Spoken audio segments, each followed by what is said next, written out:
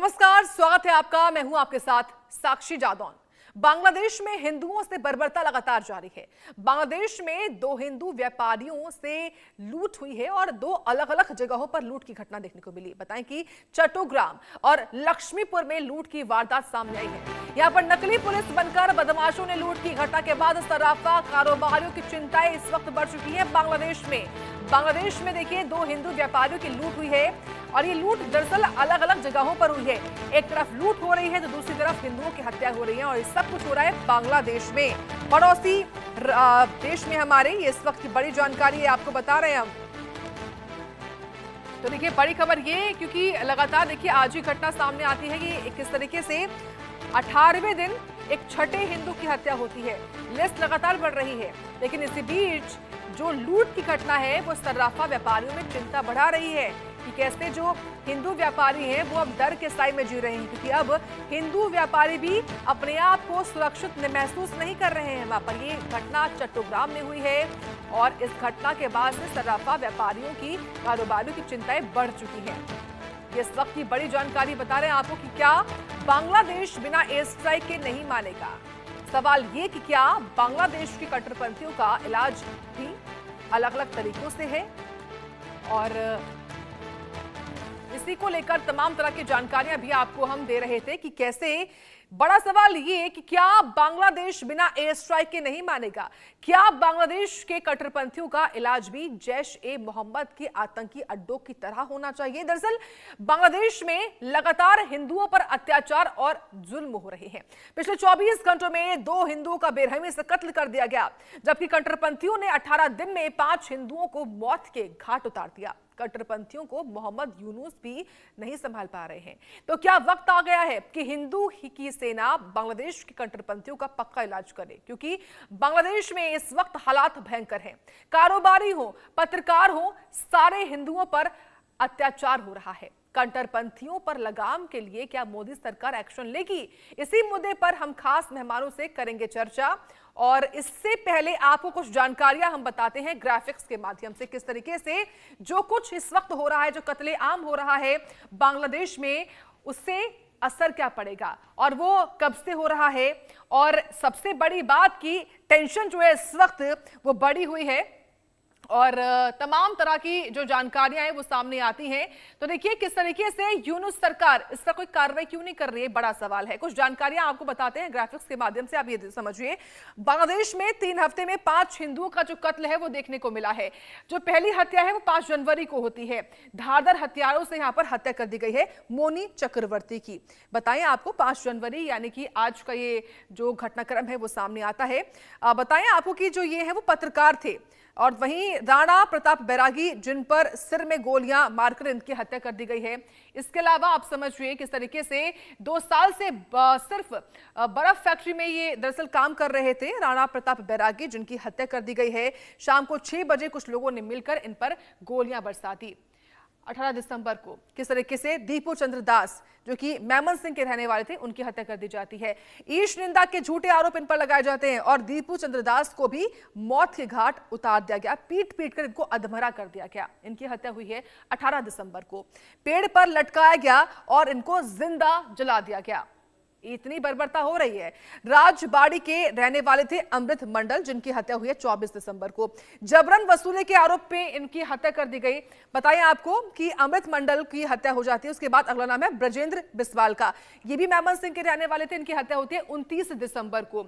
साथी ने गोली मार दी, यानी कि साथियों पर भी विश्वास नहीं है वहां पर। इसके अलावा कुछ जानकारियां और भी, किस तरीके से मोनू चक्रवर्ती हो, दीपू चंद्र हो, अलग अलग जो नाम है वो सामने आते हैं। और कुछ और जानकारियां भी आपको बता दें कि इस तरीके से बांग्लादेश में हमला क्यों जरूरी है भारत की तरफ से, इसकी क्या कुछ वजहें हैं, ये भी आपको बताते हैं। देखिए मॉब लिंचिंग की घटनाओं से यहां पर माहौल इस वक्त जो है वो बदला हुआ नजर आता है। बांग्लादेशी हिंदुओं ने पीएम मोदी से गुहार लगाई है कि प्रधानमंत्री मोदी आए और उनकी मदद करें। इसके अलावा पीएम मोदी से बचाने की गुहार जो है वो इस वक्त बांग्लादेश में रहने वाले हिंदू लगा रहे हैं। साथ ही बताएं कि कारोबारी हो या पत्रकार हो, सब पर इस वक्त अत्याचार हो रहा है। कट्टरपंथी लगातार हिंदुओं को टारगेट कर रहे हैं और कट्टरपंथियों पर लगाम के लिए एक्शन जरूरी है, और यही बात आज हम भी कह रहे हैं।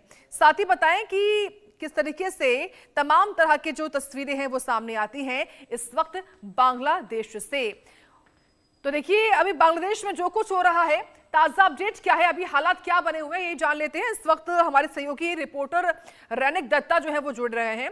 रैनिक, देखिए हत्याएं तो हो रही थी, लेकिन अब जो ताजा खबर है वो ये कि यहाँ पर जो बांग्लादेशी हिंदू हैं इस वक्त जो वहां पर रह रहे हैं, जो कि सर्राफा व्यापारी भी हैं, उनके साथ लूट भी हो रही है। क्या है पूरी खबर?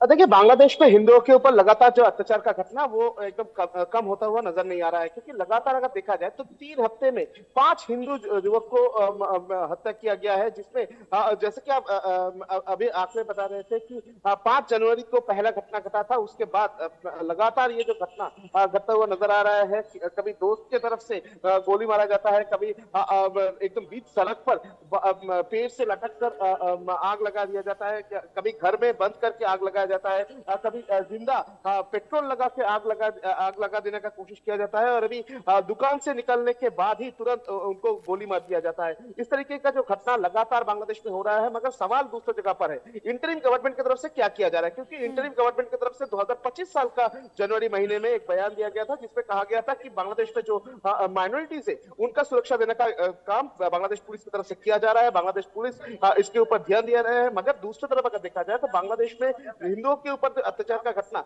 वो कम होता हुआ नजर नहीं आ रहा है। बांग्लादेश में लगातार 2025 का अगर आंकड़ा देखा जाए तो उसमें साफ नजर आएगा कि बांग्लादेश में हिंदुओं के ऊपर पूरा साल भर में करीब बहुत सारे अत्याचार का घटना सामने आया है, जिसमें एकदम पिछले 3 हफ्ते के अंदर 5 लोगों का मौत होने का खबर, 5 हिंदू को हत्या करने का खबर जो है वो बांग्लादेश से सामने आ रहा है। उसके बावजूद भी इंटरिम गवर्नमेंट की तरफ से कोई स्टेप नहीं लिया जा रहा है। लगातार हिंदू संगठन जो है, माइनॉरिटी संगठन जो है, उनकी तरफ से प्रोटेस्ट किया जा रहा है, मगर उसके बावजूद भी इंटरिम गवर्नमेंट जो है वो चुप बैठते हैं, उनकी तरफ से कोई एक्शन नहीं लिया जा रहा है। बांग्लादेश में अभी भी जो माइनॉरिटीज है वो असुरक्षित महसूस कर रहे हैं, उनकी तरफ से लगातार गुहार लगाया जा रहा है कि उनका सुरक्षा का इंतजाम किया जाए, मगर उसके बावजूद भी इंटरिम गवर्नमेंट की तरफ से उनका सुरक्षा का इंतजाम कुछ नहीं किया जा रहा है। अभी अगर देखा जाए ये कल रात का जो घटना है, उस घटना में भी साफ नजर आएगा कि किस तरीके से हिंदुओं के ऊपर हमला किया जा रहा है। सिर्फ हमला नहीं, उनका जो दोस्त है उनके तरफ से जो कहा जा रहा है कि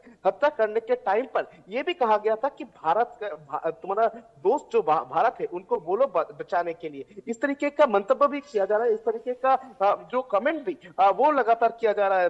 भारत विरोधी बहुत सारे आवाज भी इसके पहले बांग्लादेश से उठता हुआ नजर आया था, मगर अभी हिंदुओं के ऊपर जो अत्याचार हो रहा है उस पर भी भारत को सामने रखते हुए, भारत के खिलाफ में बयान देते हुए भी नजर आ रहे हैं कट्टरपंथी। और इस जगह से एक बात साफ हो चुका है कि मोहम्मद यूनिस का ये शासनकाल में किसी भी तरीके से कट्टरपंथियों के खिलाफ में कोई कार्रवाई, कोई एक्शन मोहम्मद यूनिस नहीं कर रहे हैं।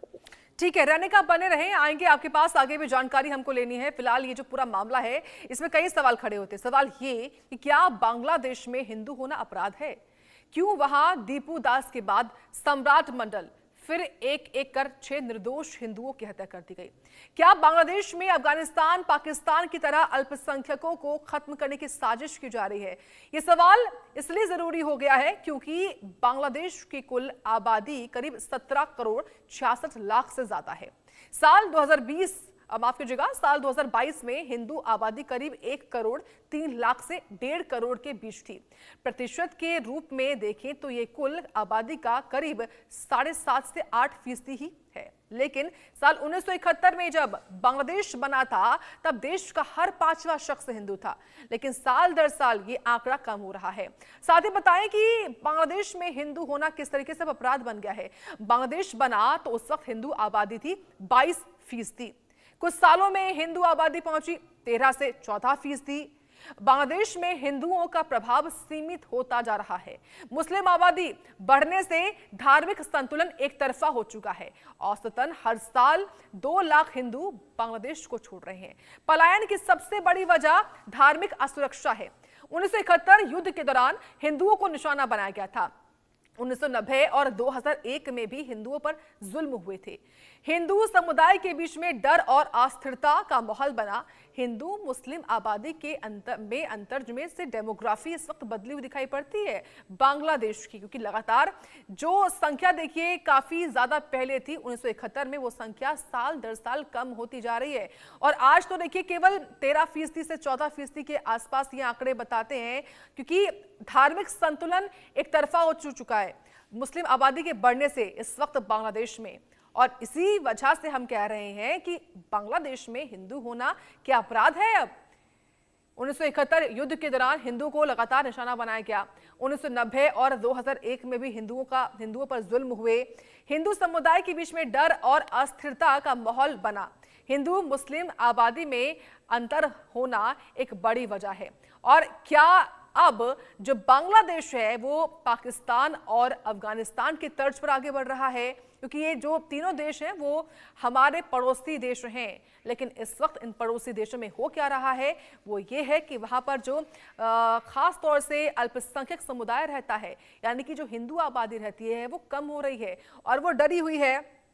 उनके लिए बड़ी बात यह कि वो अपने आप को जिंदा कैसे रखें, एक असुरक्षा का माहौल उनके मन में इस वक्त बैठा हुआ है। और इसकी बानगी आपके सामने ये जो डाटा हम रख रहे हैं, जो जानकारियां आपको हम दे रहे हैं ग्राफिक्स के माध्यम से, वो बताती हैं किस तरीके से 2025 से, यानी कि पिछले साल, सम्राट मंडल हो, जोगेश चंद्र रॉय हो, दीपू चंद्र हो, उनकी हत्या कर दी। उनको बर्बरता के साथ निर्मम तरीके से मारा गया है। सुवर्णा रॉय की गला रेत कर हत्या हुई थी 2024 में। मृणाल कांति चक्रवर्ती की पीट कर हत्या कर दी गई थी 2024 में।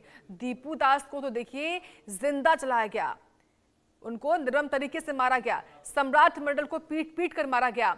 और अब तो जो लूट है वो भी हो रही है वहां के हिंदू सराफा व्यापारियों के साथ में। इस वक्त हर जगह बस डर का माहौल बना हुआ है बांग्लादेश में। साथ ही हिंदू आबादी कितनी थी अफगानिस्तान में? हिंदू आबादी 1947 में 1% थी। 2025 आते आते ये आबादी अफगानिस्तान में 0.00001% रह गई है। समझिए क्या हुआ है अफगानिस्तान में। पाकिस्तान की बात की जाए, पाकिस्तान में हिंदू आबादी 1947 में जब वो आजाद हुआ भारत से, तब थी 14.6%, जो कि आज की तारीख में, यानी कि 2025 में पिछले साल के मुकाबले 2.17% हो गई है। यहाँ पर क्या हालात रहे वो भी आप समझिए इन आंकड़ों से। बात करें बांग्लादेश की तो यहाँ पर 28% आबादी थी साल 1947 में, लेकिन अब यहाँ पर आबादी केवल 7.95% ही रह गई है। कितना इसमें देखिए कमी आई है वो आप इस डाटा को देखकर समझ सकते हैं। अफगानिस्तान, पाकिस्तान, बांग्लादेश ये भारत के पड़ोसी देश हैं और यहाँ पर पहले कितनी हिंदू आबादी रहा करती थी और अब कितनी आबादी बची है नामो निशान, क्योंकि खत्म हो रहा है। इनको डराया जाता है, इनकी हत्याएं होती हैं, इनको अगवा किया जाता है, कईयों को तो देखिए जिंदा जलाया गया, कईयों को डर के साए में जीने को मजबूर किया जा रहा है। ये सब कुछ हो रहा है इस वक्त बांग्लादेश में, पाकिस्तान में और अफगानिस्तान में। और सबसे ज्यादा डराने वाले आंकड़े तो अफगानिस्तान में दिखाई पड़ते हैं, जहां पर आबादी बची ही नहीं है हिंदुओं की। बांग्लादेश में लगातार ये आबादी घटती जा रही है और ये आंकड़ा अब केवल 7.5 से लेकर 8% तक ही बचा है। इससे कई तरह के सवाल खड़े होते हैं। सवाल ये भी कि क्या भारत सरकार को हस्तक्षेप करना चाहिए? क्या वो समय आ चुका है जब भारत सरकार जो है इस पूरे मामले में खास तौर से हस्तक्षेप करते हुए एक्शन ले और हिंदुओं पर हो रही हमले की जांच करवाने की बात कही? चलिए आगे बढ़ते हैं। एक बड़ी खबर इस वक्त सामने आ रही है दिल्ली से, जहां